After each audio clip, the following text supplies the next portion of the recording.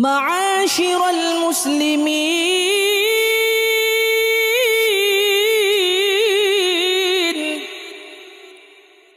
وزمرة المؤمنين رحمكم الله. روي عن أبي هريرة رضي الله عنه أنه قال رسول الله صلى الله عليه وسلم: إذا قلت لصاحبك يوم الجمعة أنصت والإمام يخطب فقد لغوت، أنصتوا واسمعوا رحمكم الله، أنصتوا واسمعوا وأطيعوا رحمكم الله، أنصتوا واسمعوا وأطيعوا رحمكم الله لعلكم ترحمون.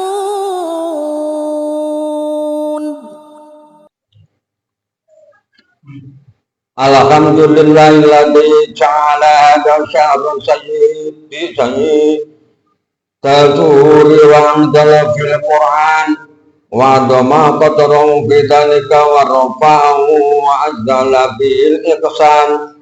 Asyhadu an la ilaha illallah wahdahu la syarikalah wa asyhadu anna Muhammadan abduhu wa rasuluh. Allahumma sholli wa sallim ala sayyidina Muhammadin wa ala alihi wa ashabihi wa atba'ihi wa sallim tasliman katsira. Amma ba'du ayyuhan nas ittaqullah wa fa'alul khairati wastanibu anis sayyi'at wa'lamu anna syahra ramadana qad duribat alaikum qiyamu wa dhaharat anwaru wa nasarat ilamu wa nausaru sarif wa waqtu munib wa antasaratil khairatul mutanawwi'ah fi tansalikul amalu wa tungzikul amal wa tudha'aful amal wa tughlaqu fi niran wa tuftaqul jinan wastaitu ayyusaimun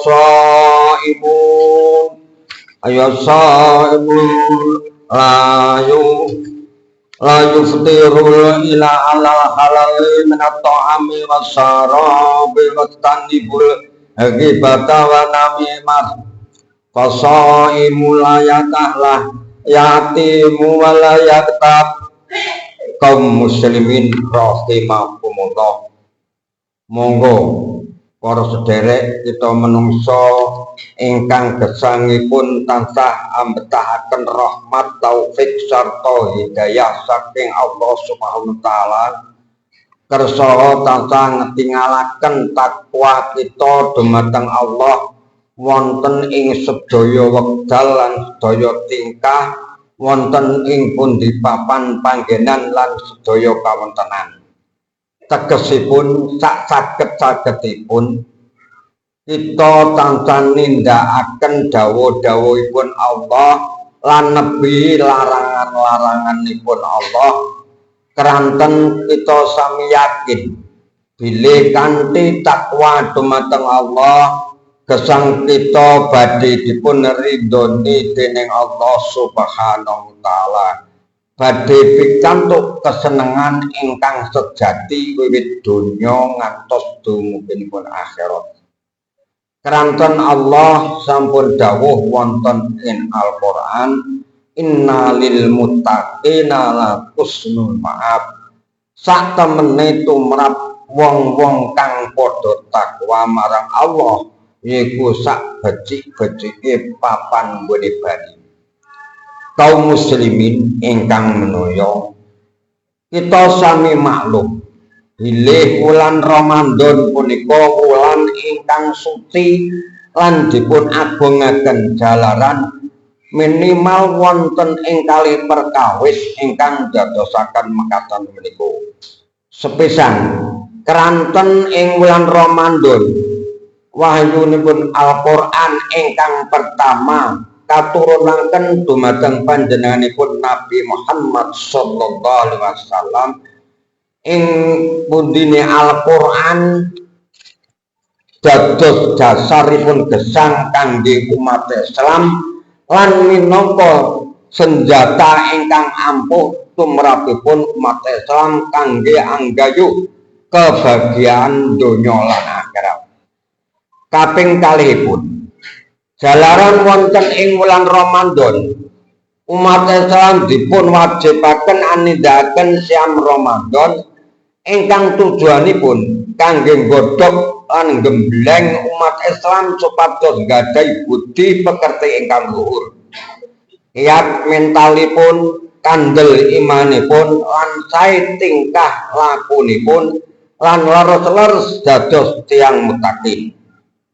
Panci saestu leres menawi dipun gatosaken ayat-ayat Al-Qur'an saha hadis-hadisipun Nabi Muhammad sallallahu alaihi wasallam badhe ngeting-ngetingaken cetha lan jelas bilih Allah majibaken kita poso wonten ing bulan Ramadan punika boten namung supados ngraosaken kados pundi raosipun ngelak lan luwih ananging ingkang penting inggih punika setunggal supados kita purun nahan nafsu ngatur syahwatipun tumuju dumateng perkawis ingkang dipun ridhoni dening Allah Subhanahu wa taala.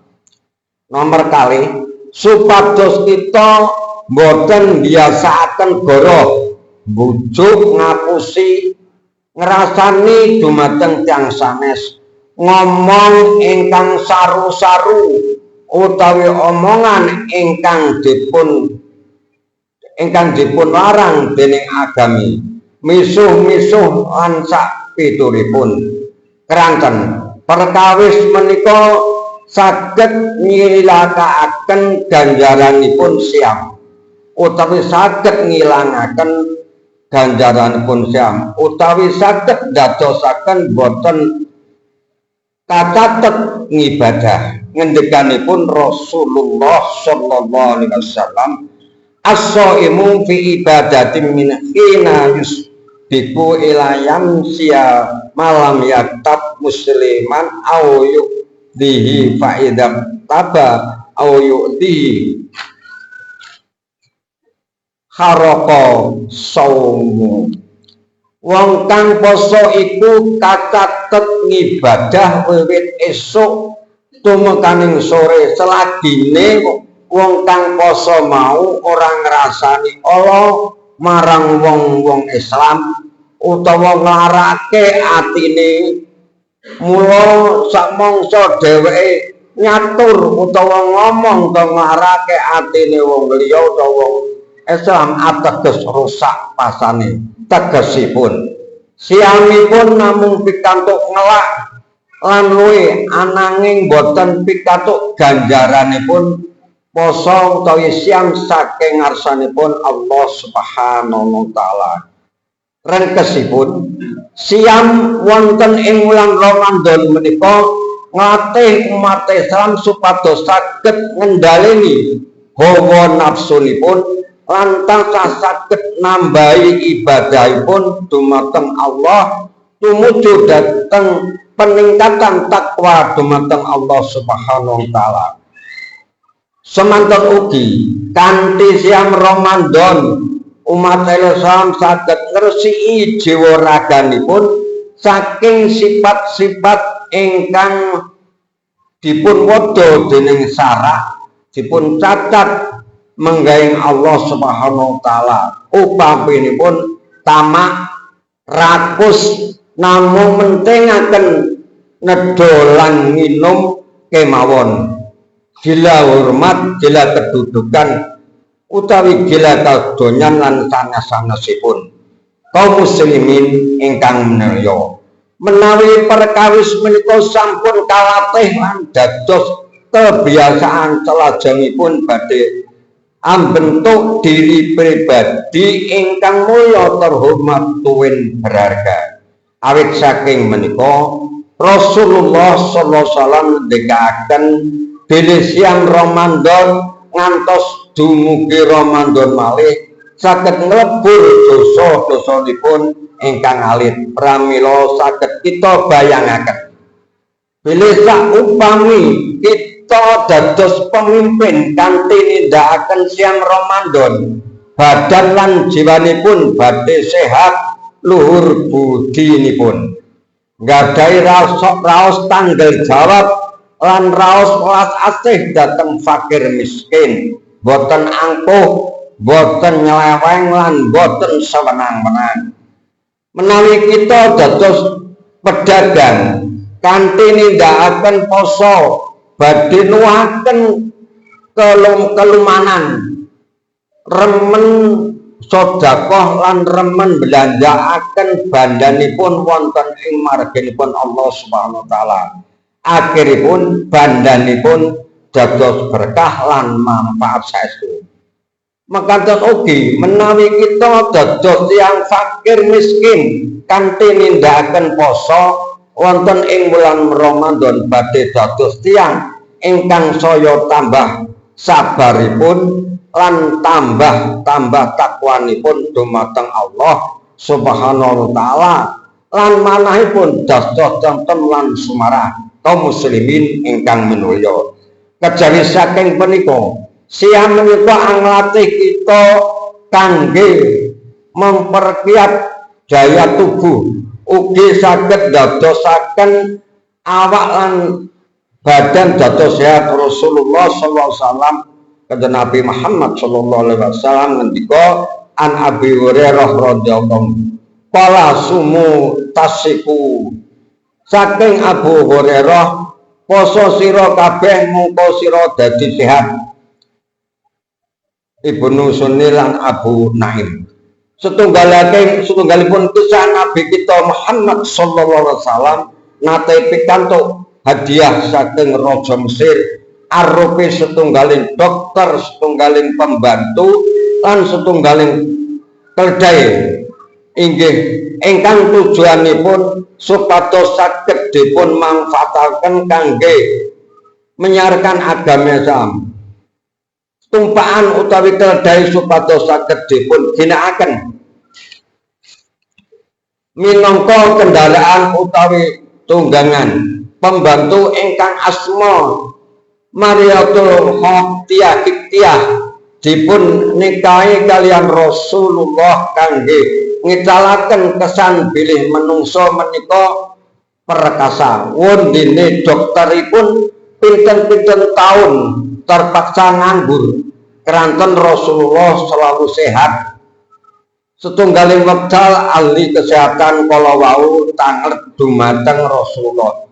Punapa toh ingkang dadosaken panjenengan menika sehat? Terus ya Rasulullah sallallahu alaihi wasallam ngendika, bilih umat Islam iku anduweni kebiasaan ora mangan yen durung luwe lan ana fetoh mangan iku ora terlalu luar. Saking jawabipun Rasulullah sallallahu alaihi wasallam kala wau, para ahli kesehatan akhiripun mundut kesimpulan bilih poso ingkang dados kewajibanipun tiyang Islam menika dados satunggaling cara kangge njagi kesehatan jasmani lan rohani kaum muslimin rahimakumullah.